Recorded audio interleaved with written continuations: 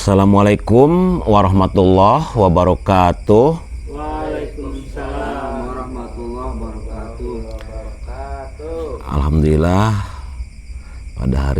pada malam hari ini, malam minggu ya, bertepatan dengan kita membaca doa wa mimma bersama di Majelis Dzikir Al-Ashraf Kebonjati, Susukan, Cirebon. Dan di sini untuk pertemuan kali ini ya, kita akan menjelaskan tentang arti dari bismillah. Bismillahirrahmanirrahim. Menurut beliau ya, Empu Raga Wicaksono ya, arti dari bismillahirrahmanirrahim itu, bismillahi artinya atas izin Allah kamu diadakan atau kamu diciptakan.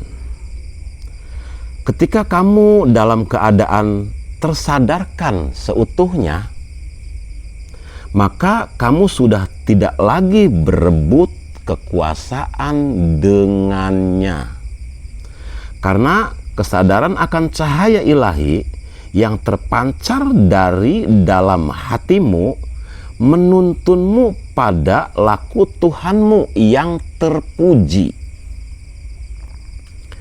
Rohmani Rohimi, jiwa raga.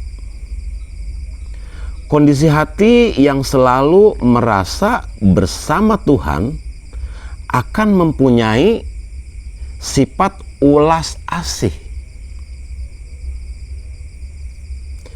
Jiwa yang telah merasakan dekapan mesra Tuhan akan selalu berusaha untuk terus bekerja hanya untuk Tuhan saja. Tangan yang ia gunakan untuk menuntun tangan-tangan yang lain yang sedang dalam kegelapan, ia tuntun ke jalan yang lebih terang. Kakinya ia langkahkan untuk melangkah menuju sumber cahaya. Mulutnya selalu ia bahasi dengan selalu mengagungkan kebesaran dan kekuasaan ilahi.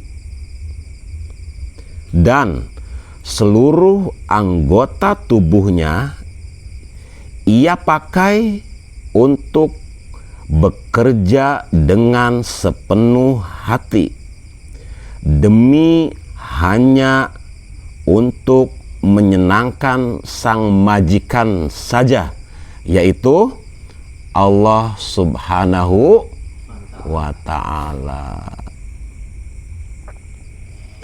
Tuh, bismillahirrahmanirrahim tuh, Cuk.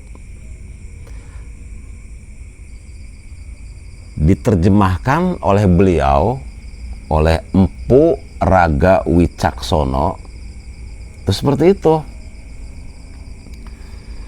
Jadi atas izin Allah kamu diadakan dan diciptakan.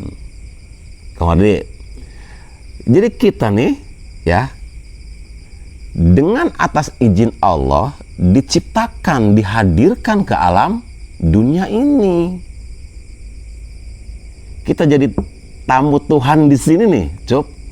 Atas izin Allah dihadirkan. Maka ketika kita dihadirkan oleh Allah ke alam dunia ini, Kang Wardi, berarti tugas kitanya apa? Tugas yang paling pentingnya.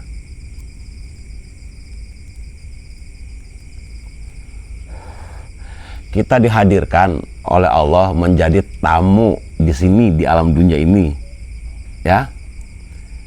Berarti tugas kitanya apa? Allah sebagai Tuhan dan kita sebagai hamba.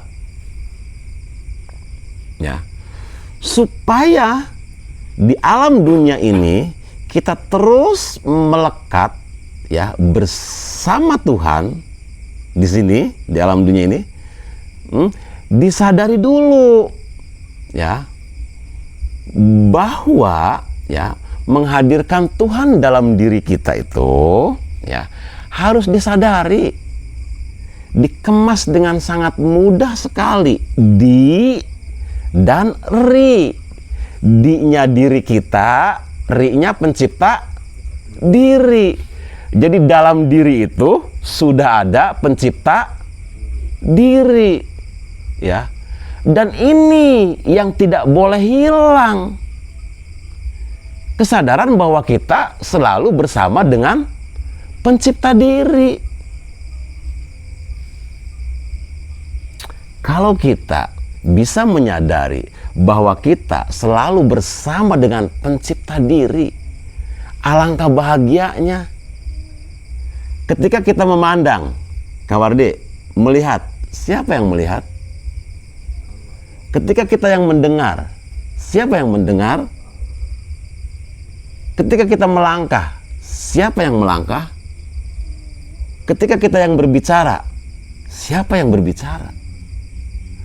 Ketika kita sadar bahwa ya pencipta diri itu hadir di dalam diri kita, maka kita akan lebih hati-hati menjalani kehidupan ini.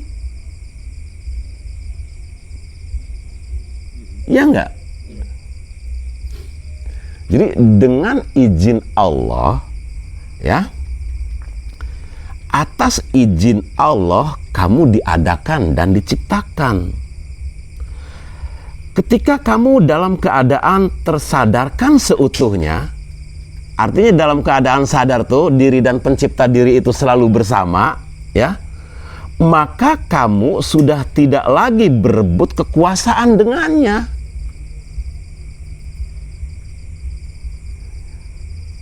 Berebut kekuasaan itu maksudnya kamu akan malu untuk hanya sekedar merasa memiliki. Karena apa? Semuanya adalah pemberian. Dengan disadari bahwa pencipta diri itu hadir dalam diri, itu nanti tidak akan ada persengketaan lagi. Gitu. Kita punya rumah, kita umpamanya punya villa, umpamanya kita punya apa, itu hanya hak guna pakai sementara saja. Punya uang banyak juga hanya hak guna pakai sementara. Untuk apa? Untuk mengabdi. Dengan kesadaran bahwa semuanya diberi oleh Allah, kesadaran kita akan tinggi. Tidak akan ada persengketaan antara kita dengan Tuhan. Karena kesadaran akan cahaya ilahi yang terpancar dari dalam hatimu akan menuntunmu pada laku-laku Tuhan yang terpuji. Disadari bahwa dalam diri kita ini ada nur ilahi, Baitullah, ada rumah Tuhan, di dalamnya ada cahaya ilahinya. Nah, ketika kita menyadari bahwa dalam kolbu kita itu ada cahaya ilahi, ya, maka kita akan terdorong untuk melakukan sifat-sifat yang terpuji. Begitu. Nah, di sini Rahmanir Rahimi, kata beliau, Empu Raga Wicaksono, artinya jiwa dan raga.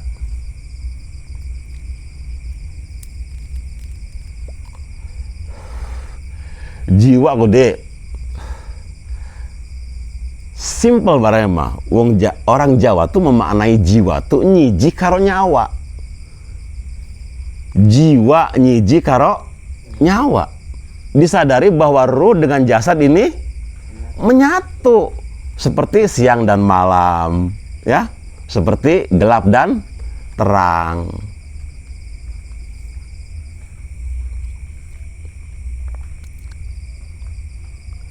Nah, kondisi hati yang selalu merasa bersama Tuhan akan mempunyai sifat ulas asih. Artinya ketika tadi diri dan pencipta diri, ya, kita selalu merasa bersama dengan sang pencipta diri, dengan Tuhan, maka diri kita ini akan mempunyai sifat welas asih, sifat kasih sayang.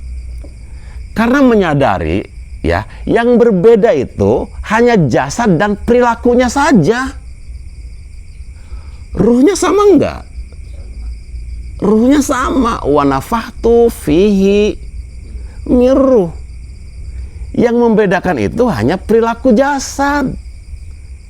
Kalau perilaku jasadnya banyak yang negatif, mengkonsumsi dosa-dosa hati, ujub, takabur, dendam, kebencian, ya cahaya tidak akan hadir. Kenapa? Karena terhijab. Tapi kalau kita menyadari bahwa kita selalu bersama dengan sang pencipta diri, maka sifat welas asih itu akan muncul dengan sendirinya.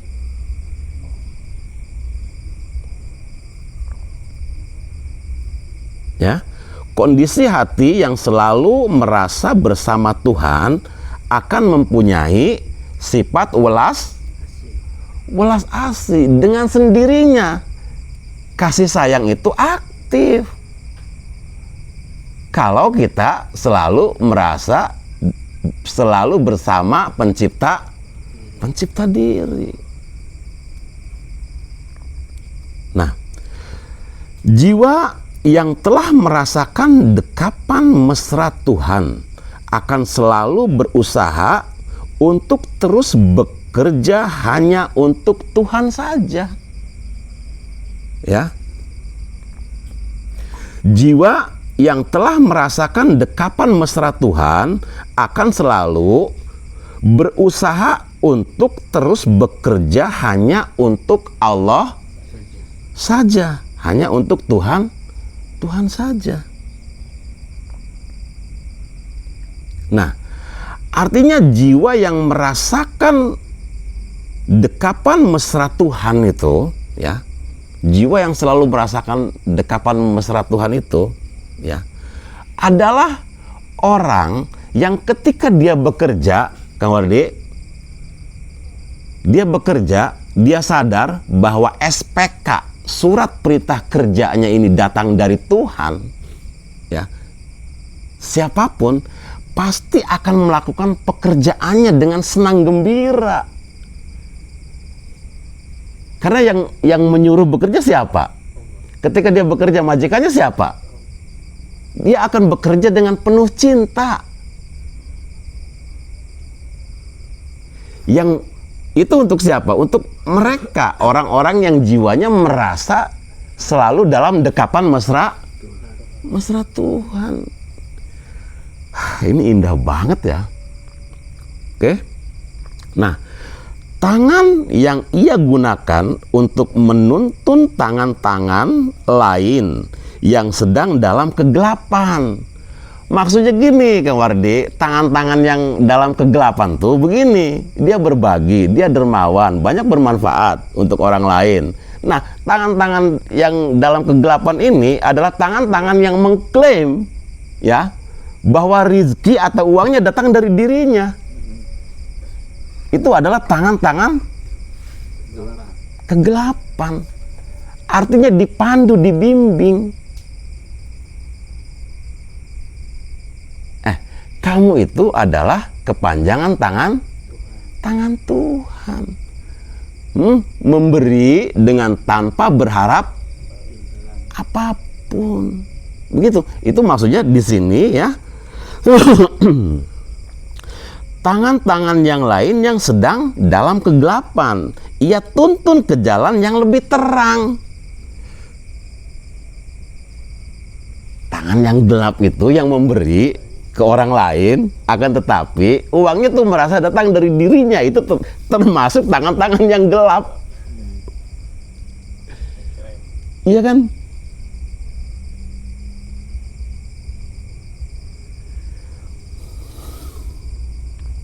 Kakinya ia langkahkan untuk melangkah menuju sumber cahaya.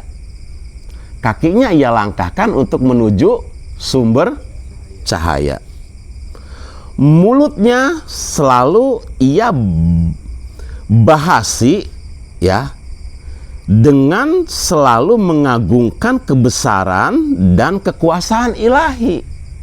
Bahasi itu maksudnya selalu yang dibicarakan adalah Tuhannya.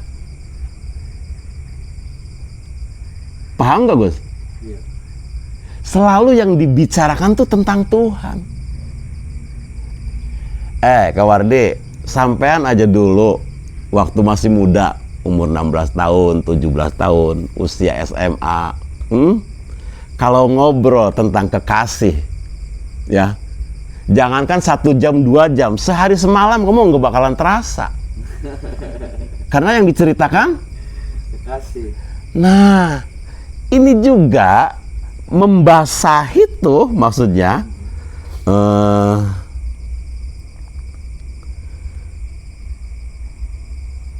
tadi Membahasi. iya membahasi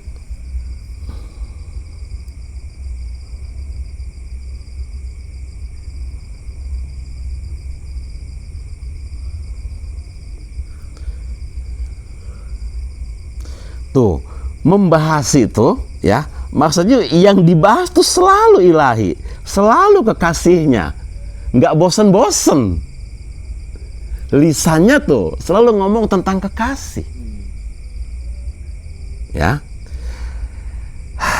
Yang dibahasi tentang Tuhannya, ya, dan mulutnya juga dibasahi dengan selalu memanggil namanya.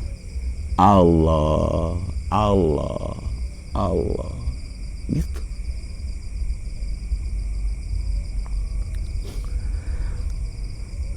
Dan seluruh anggota tubuhnya dipakai untuk bekerja dengan sepenuh hati. Matanya untuk memandang keindahan Tuhan, kakinya melangkah menuju cahaya, tangannya untuk menebarkan kebaikan Tuhan, gitu kan. Nah, dan seluruh anggota tubuhnya ia pakai untuk bekerja dengan sepenuh hati demi hanya untuk menyenangkan sang majikan saja, yaitu Allah.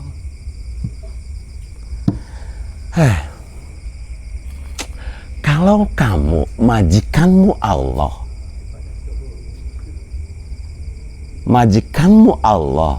ya, ketika majikanmu adalah Allah, maka pekerjaan apapun yang kamu lakukan itu semuanya adalah ibadah. Mangane ibadah beli, turuwe ibadah beli, ngisinge iya.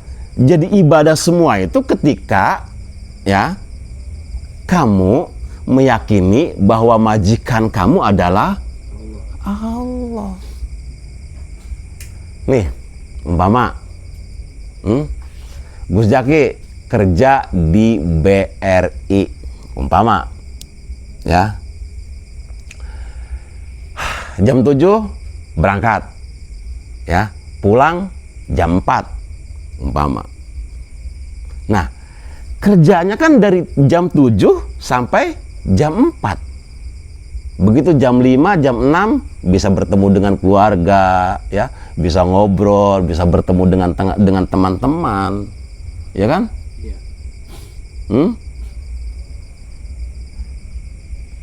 Gajinya, pembayarannya itu utuh.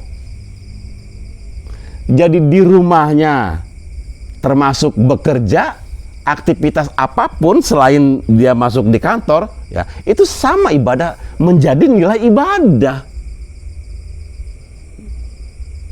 Nah, ya, ketika kamu bekerja apa saja, ketika kamu meyakini majikanmu adalah Allah, maka semua aktivitasmu adalah sebagai bentuk pengabdian. Dah paham? Gitu barang nama cup. Dah, untuk pertemuan kali ini cukup sekian saja. Semoga kajian tadi ada manfaatnya. Wabillahi taufik wal hidayah. Wassalamualaikum warahmatullahi wabarakatuh.